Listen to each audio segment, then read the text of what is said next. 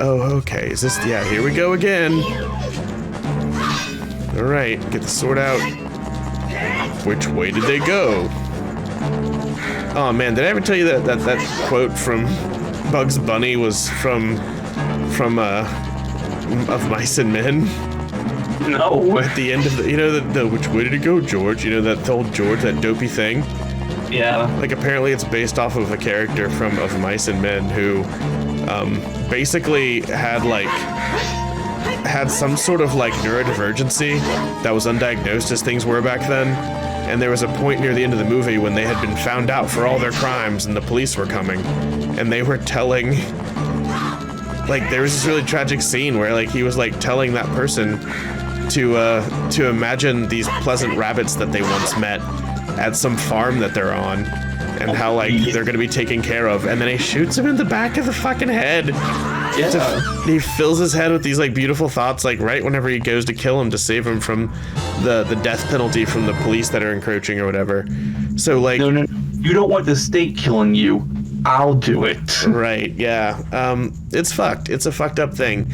It's super fucked up. But anyway, but yeah, that character was George, and the person who was being shot was this dopey person who asked a bunch of silly questions. And so it kind of colors that really differently knowing that. Like, knowing that association. The original Looney Tunes cartoons are really fucking dark when you look at the jokes. Well, they were just full of memes that we don't get anymore. Yeah. Like, I feel like that's what's really understated, is that they were chock full of cultural memes of the day. And that's a good way of looking at it. But what's amazing about them too is a lot of them, and there's a couple of Disney ones too, that will never see the light of day ever again because they are offensive as fuck. Really? I don't know what you're talking about. Like, just Okay, like, oh shit, fuck. There's some from that are considered racially offensive that Warner Brothers did, and they just got buried. Oh, okay. Yeah, there's a lot of really fucked up shit. Yeah, they were like made in the 1940s. And, well, that's the thing, man. Like, god damn it.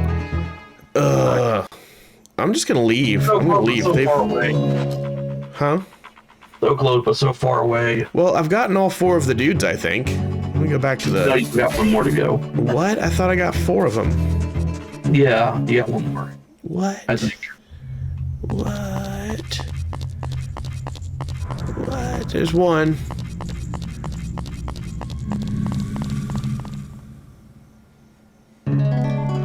Okay, gotta go in here.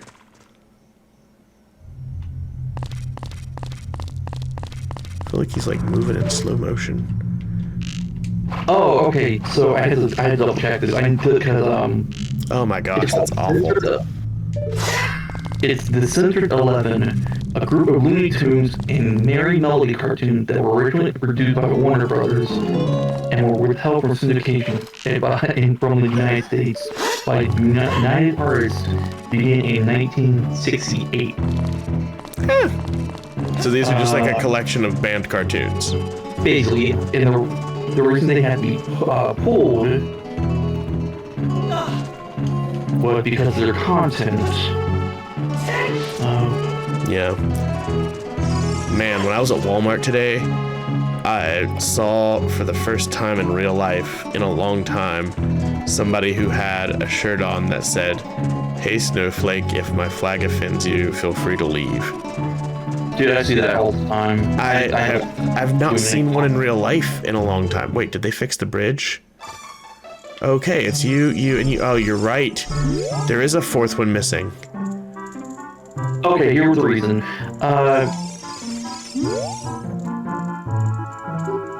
Beginning in the UA owned the distribution rights to the Associated Arted Publications Library at that time, and decided to pull these 11 cartoons from broadcast because of the use of ethnic stereotypes in the cartoons, specifically African stereotypes. Oh yeah, you'll have that. That's Or being too offensive for contemporary audiences. Now, keep this in mind. He got pulled in 1968. yeah, things were different back then. Well, look at 1960s cartoons. Yeah. They let a lot of shit fly. Well, dude, America was racist as shit. So the fact they got pulled in the 60s from syndication tells you a lot. Yeah. Like how effective they really were. Yeah, I feel that. I don't know where to go.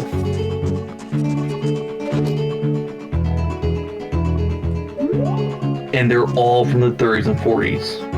Oh yeah, that was the rise of the World War II forces in the time when America was like flirting with national or socialist nationalism. Nationalism. National socialism, what it's called. The Nazis. A lot of them also got pulled because the way it's depicted is Japanese. I remember seeing them on Cartoon Network as a kid. And I thought they were funny because I didn't know any better. Where did And yeah? I I mean, you don't. like, yeah, no, this is not cool. I mean, that's like kind of how that kind of shit works, though, right? Is that it's not that it's so flagrant as to say the quiet part loud, but it's just so obviously indoctrinating. Like it's so obvious. Like it's not that you can't imagine the gag. It's more that it comes with a byproduct of the trusting viewer being inundated with a value system that they haven't critically analyzed, and that's what's dubious about it. What were we saying? Oh, that's the thing. When you look at it as a full-grown adult, you're like, this is fucked up. Right, but that's why it's fucked up, is because it forces you to comply with it's just, I don't know. I don't have to explain how like racist media is not great. But yeah, I'm glad that they're doing that. Like, I think that, making them never being accessible is maybe one thing. Maybe put like a restriction on them or something, but whatever. Like, I don't think we're really at a giant loss. Like, I'm sure they were good cartoons. I don't think so either, because like Warner Brothers buried them because like they realized, oh shit, this looks bad. Yeah, but should have never happened. Well, they buried it because it looked bad, and they were getting a lot of pushback. And honestly, that's ultimately like why it matters that what we'll put up with and what we'll buy into and what we'll let slide, because they knew that like people wouldn't stand for that shit. Like it becomes a power dynamic. Well, here's another funny thing about that. When they decided to pull Speedy Gonzalez from syndication, I remember that. They got pushed back, and people said, "No, do not pull that back." Huh? And people were like, "Wait, what?" Because like they said it was, and I quote, a positive depiction of Mexican American characteristics in popular media. It was a what depiction? It was a positive depiction of Mexican characters, because he was depicted as somebody who was supposed to be Hispanic or Mexican. Oh, obviously, yeah. Oh, shit, who got me? Oh, I didn't see you. Yeah, with the name like Speedy Gonzalez. I mean, there's like a fucking food at the local Mexican restaurant called the Speedy Gonzalez. Yeah, they embraced it. They just like, yeah, this is our character. We're gonna embrace it. Well, I mean, I think you grab it what you can when you're in a situation. I mean, if someone told me though that shit was fucking with them and they weren't cool with it, I'd take their word for it though. But like, I've not had that conversation. I'm sure somebody doesn't feel great about it. But no, I'm gonna leave it up to them to tell me that. No, I mean, I like, there's part of me that looks at and like, it sucks because. Like, can we talk about Pepe Le Pew for a second though? Oh God, you're not gonna be so. Dude, that shit was so fucked up. Like, that was like sexual assault. Yeah, like, just sexual assault. Oh. Just outright, blatant. Like, that cat was never consenting. Why does skunk people want a cat? It's because he's French, man. Like, the French are depicted as a bunch of, like, There's like this European stereotype, I think, of like this like masculine figure who's just like hypersexual and overtly physically amorous, and like does not have any concept of personal space or something. Like I don't know where that comes from, but it's like a stereotype. But yeah, they had to dial it back quite a bit. And Disney had a nasty thing like with stereotyping stuff in like the fucking 42. Like every major like animation house had shit that they made in the 40s. Yeah, they had to bury. Yeah. Like I wonder if we'll look back at things from this time that are like that. I'm sure. Like, oh, remember that thing whenever we were talking about how we needed to build a wall along the... Let's just not talk about that time. Let's not talk about the fact that there was so many miles of that bullshit orchestrated from ineffective systems of governing. It's put it in the time capsule. Let the museum goers know about it. So, like... Oh, come on. Is it in here? Be the speed. I am officially lost. Be the speed force. Be the speed force? Yes. You gotta go force. You gotta go fast. Right, but with the force being with you.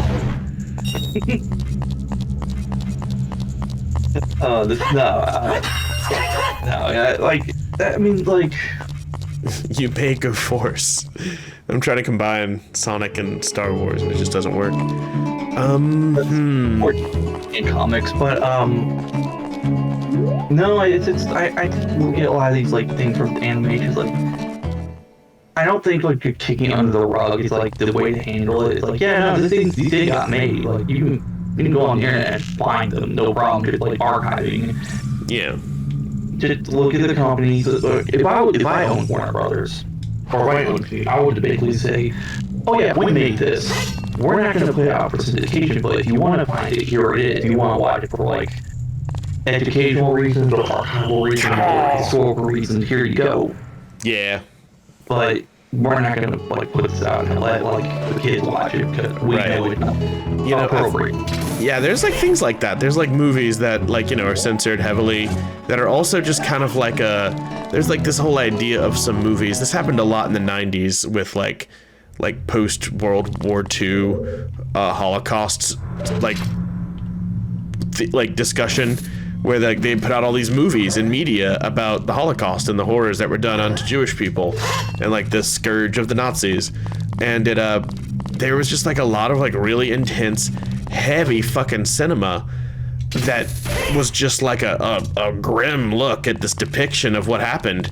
And it was just kind of like, yeah, we need to look at this. We need to be aware of this. And you know, the testimonies and the documentation wasn't enough. Now let's dramatize it a little more. I mean, I don't know. Like, I think that there's like I'm like wondering what it's gonna be like whenever Lucas finally watches that movie, because I feel like he's going to eventually. He like plays enough Call of Duty to know about World War II, and like, you know, they played it for me in high school.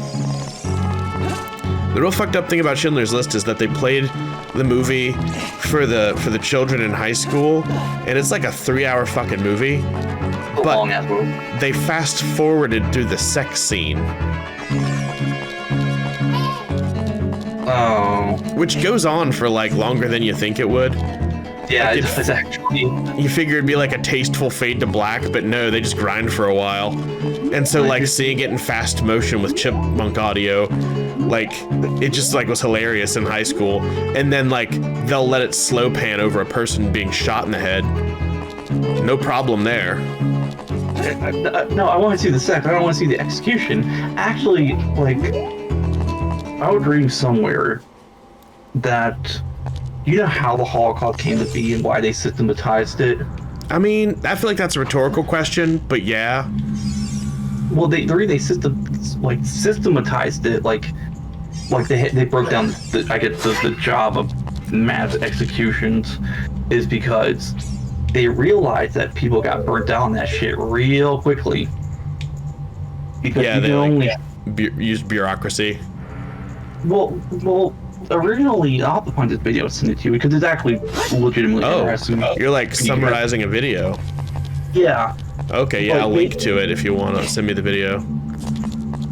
But they basically talked about the reason you had so much bureaucracy was because if you had more people doing more jobs, you didn't have so much burnout. You like one person doing this and the person doing that, and the person doing that. Yeah, I mean, honestly, that's kind of like what armies do. Like, it takes like a fist fight and turns it into like an entire like ecosystem fueled by the economy. Well, that's just like an organism. Well, they talked about the first time I don't remember the exact city, but it was the first time they started executing people for being Jewish. And they talked about a good number of the soldiers flat refused to do it. They said, no, fuck you, we're not doing this. Yeah. And then once you did do it, you got burnt out on it. Yeah. I remember hearing about that, like, in regards to the Mongols, too. Just, like, how to... Throughout history, there have often been these moments where it's just like, well, gosh darn, how do we kill all these people?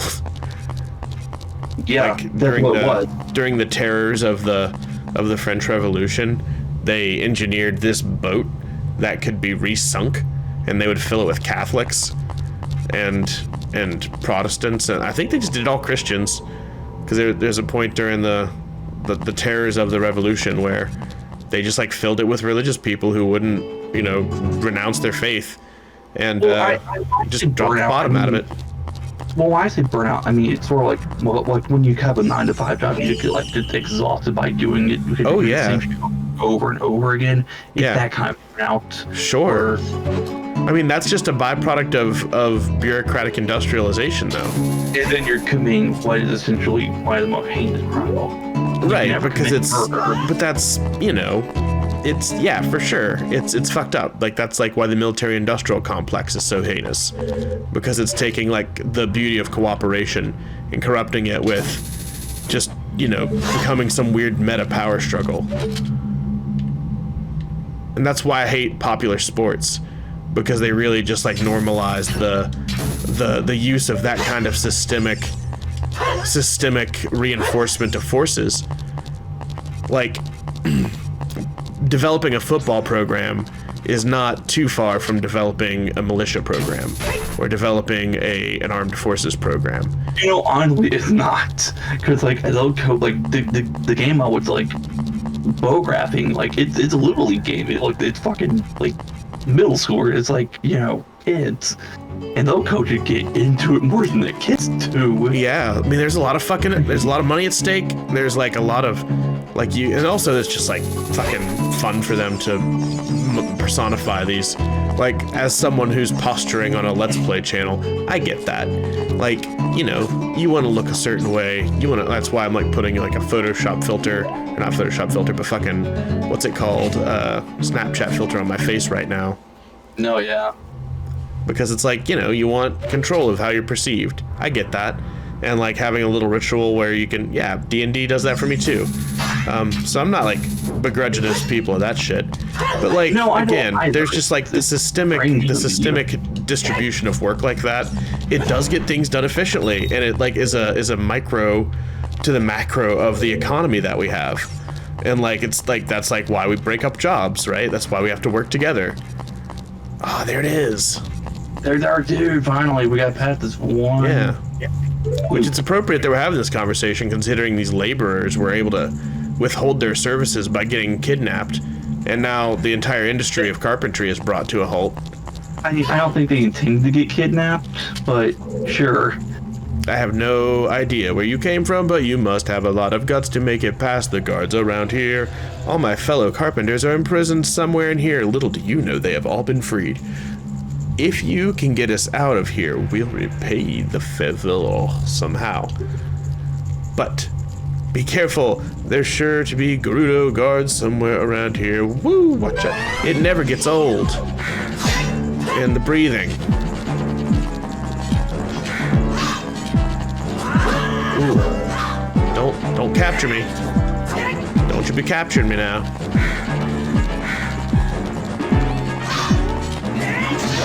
Right. Lunge. Oh, there's Matthew. Yeah. Hello, I have arrived.